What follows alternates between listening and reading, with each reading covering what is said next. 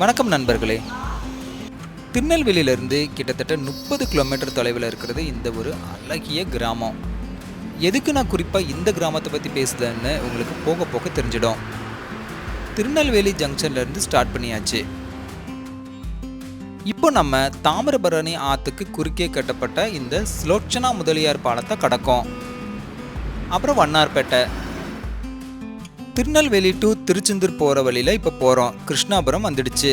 அதையும் தாண்டி நம்ம இப்போ போயிட்டுருக்கோம். செய்திகநல்லூரையும் தாண்டியாச்சு. அப்புறம் கருங்குளத்தை தாண்டின உடனே பார்த்தீங்கன்னா ரோடு ரொம்ப அகலமாக ரொம்ப சூப்பராக இருக்குது. இந்த ரோட்டில் நீங்கள் சைடில் பார்த்தீங்கன்னா ஒரு பிளாட்ஃபார்ம் மாதிரி போட்டிருக்காங்க. இது திருச்செந்தூர் கோயிலுக்கு பக்தர்கள் செல்றதுக்குன்னே போடப்பட்ட இந்த ஒரு பிளாட்ஃபார்ம் பார்த்தீங்கன்னா ரொம்ப அழகாக இருக்கும். பக்கத்தில் வயலும் நீங்கள் பார்க்கும்போது ரொம்ப சூப்பராக இருக்கும். போகிற இடமெல்லாம் நல்ல மரங்கள், 2 பக்கமுமே மரங்கள் இருக்குது. நீங்கள் மத்தியானம் வெயிலில் போனீங்கன்னாலும் வெயில் தெரியாது.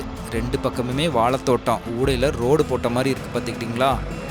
அப்பப்போ கவர்மெண்ட் பஸ்ஸு. திருச்செந்தூர் கோயிலுக்கு நடந்து போகிற பக்தர்கள் இந்த வழியாக தான் போவாங்க.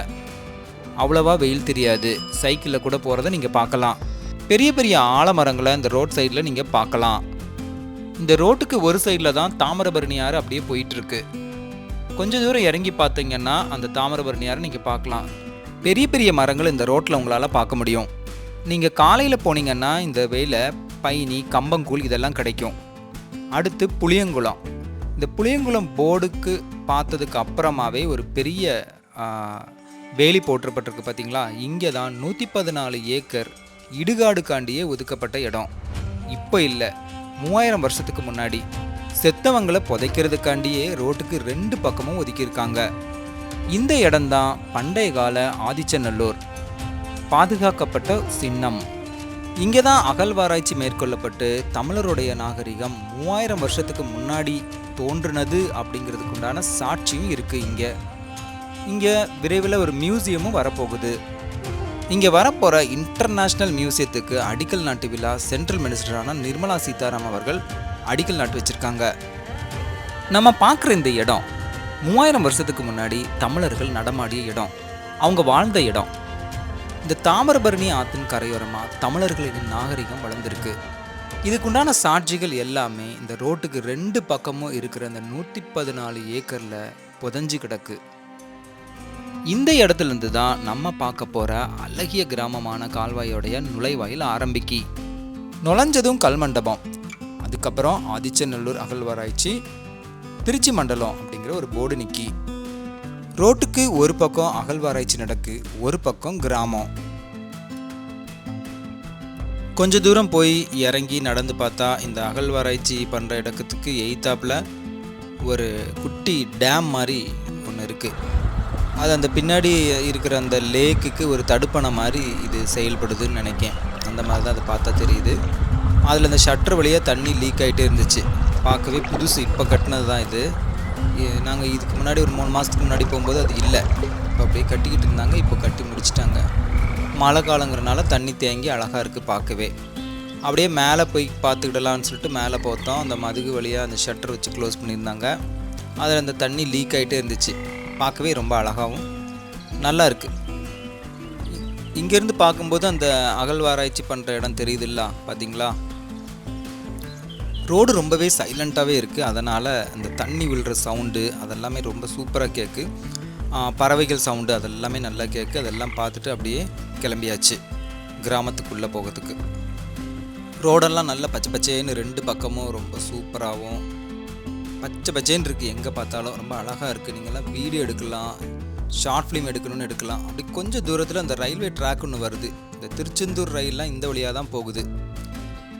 இதை கிராஸ் பண்ணதும் 2 பக்கமுமே இந்த மரங்களை வச்சு அழகாக கூடையில் இந்த வண்டி போகும்போது ரொம்ப நிழலாகவும் இருக்குது. வெயிலே தெரியல எங்களுக்கு, அந்த அளவுக்கு சூப்பராக இருக்குது. வீடியோ, ஃபோட்டோ ஷூட் எல்லாமே நீங்கள் இது பண்ணிக்கிடலாம். ஒரு ஷூட்டிங் பிளேஸ்ன்னு கூட இதை சொல்லலாம். அந்த அளவுக்கு அழகாக இருக்குது இந்த கிராமம் போகிற வழியெல்லாம். ஒரு கிராமம் எப்படி இருக்குமோ அதே மாதிரி எல்லா இதுவும் நீங்கள் இதை பார்க்கலாம். மாடு ஓட்டுறது, வாய்க்கால் பக்கத்தில் வந்து குளிக்கிறது, இந்த 100 நாள் வேலை திட்டத்தில் பாருங்கள் இவங்கெல்லாம் நல்லா வேலை செய்தாவோ, இதெல்லாமே ரொம்ப அழகாக இருக்குது பார்க்க. அதுக்கப்புறம் ஒரு பிரிட்ஜு மாதிரி வருது, அங்கே இறங்கி கொஞ்ச நேரம் அந்த தண்ணியெல்லாம் பார்த்துட்டு திரும்ப அங்கேருந்து அப்படியே கிளம்பியாச்சு. அப்படி கிளம்புன உடனே பார்த்திங்கன்னா ஒரு பக்கம் பூரா வயல், ரோட்டுக்கு ஒரு சைடு வயல், ரோட்டுக்கு ஒரு சைடு இந்த கால்வாய் மாதிரி போகுது. இந்த கால்வாயில் நிறைய பேர் குளிக்காங்க, அழகாக இருக்குது. அப்படியே நீங்கள் எல்லாத்தையும் பார்த்துக்கிட்டு அப்படி போயிட்டே இருந்தீங்கன்னா கொஞ்சம் தூரத்தில் இந்த கால்நடை மருத்துவம் அப்படின்னு ஒரு குட்டி ஹாஸ்பிட்டல் இருக்குது. அதையும் தாண்டி அப்படியே போயிட்டிங்கன்னா திரும்ப ஒரு சின்ன பிரிட்ஜு மாதிரி இருக்குது. அந்த பிரிட்ஜுக்கு சைடில் வந்து இந்த தண்ணி, அந்த குளம் லேக் மாதிரி இருக்குது, பெருசாக இருக்குது. அது தேக்கி வைக்கிறதுக்கு இந்த இடம்னு நினைக்கேன். அங்கேயும் நிறைய பேர் குளிக்காங்க, அழகாக இருக்குது. பனை மரம், காலையில் ரொம்ப இந்த பனியாகவும் இருக்குது, ரொம்ப சூப்பராக இருக்குது, சைலண்ட்டாக இருக்குது. தண்ணி சவுண்டு, இந்த இடத்துலையும் தண்ணி சவுண்டு கேட்கு, இந்த பறவை சவுண்டு எல்லாமே கேட்கு. அதையும் கிராஸ் பண்ணி அப்படியே போய்கிட்டே இருக்கோம். 2 பக்கமுமே வயல், நடுவில் ரோடு. இந்த இடம் பார்த்திங்கன்னா ரொம்ப நல்லா இருக்குது. நீங்கள் ஃபோட்டோ ஷூட்டு இந்த கல்யாணத்துக்கெலாம் எடுக்கணுன்னா நல்லாவே எடுக்கலாம். கிராமத்துக்கு உண்டான ஒரிஜினல் ஃபீல் வந்து உங்களுக்கு கிடைக்கும். இந்த ஆடு மாடெல்லாம் பார்த்திங்களா, நல்லா இருக்குது. இந்த அழகான கிராமத்துக்கு பேர் தான் கால்வாய். இது வந்து தூத்துக்குடி மாவட்டத்துக்குள்ளே வருது. சென்னையிலேருந்து கிட்டத்தட்ட 654 கிலோமீட்டர் இருக்குது. இந்த கால்வாய் கிராமத்துடைய மக்கள் எல்லாமே தமிழ் மொழி தான் பேசுதாங்க. அவங்களுக்கு விவசாயம் தான் பிரதான தொழிலாக இருக்குது. இங்கே ஷார்ட் ஃபிலிம் நீங்கள் ஏதாச்சும் எடுக்கணுன்னா பெர்மிஷன் கிட்ட அழகாக எடுக்கலாம். இந்த ஊரில் இந்த ஊர் மக்கள் ரொம்பவே அன்பாகவும் உதவுற எண்ணத்தோடையும் இருக்காங்க. இந்த கால்வாய் கிராமத்தில் எவ்வளோ பெரிய பணக்காரங்களாக இருந்தாலுமே ரொம்ப எளிமையாகவே வாழுதாங்க. ஆதிச்சநல்லூரை ஒட்டி இருக்கிற இந்த கிராமம் 3000 வருஷத்துக்கு முன்னாடி இந்த இடம் எப்படி இருந்துச்சு அப்படின்னு யாருக்கும் தெரியாது. ஆனால் இந்த கிராமம் பக்கத்திலே இருக்கிற அந்த ஆதிச்சநல்லூர் 3000 வருஷத்துக்கு முன்னாடி தமிழர்கள் வாழ்ந்ததா சாட்சிகள் புதைந்து கிடக்கு. அப்படியே போயிட்டே இருந்தீங்கன்னா இந்த ஊர் மக்கள் எல்லாம் கும்பிடக்கூடிய ஒரு கோயில், சக்தி வாய்ந்த சுடலைமட சுவாமி கோயில் இங்கே இருக்குது. இந்த சக்தி வாய்ந்த சுடலைமட சுவாமி கோயிலுக்கு குடை விழா ரொம்பவே சிறப்பாக நடக்கு. இந்த அழகான கிராமம் கால்வாயை பற்றி உங்களுக்கு ஏதாவது தெரிஞ்சிருந்தா கமெண்ட் பாக்ஸில் கமெண்ட் பண்ணுங்க. நன்றி. Thank you.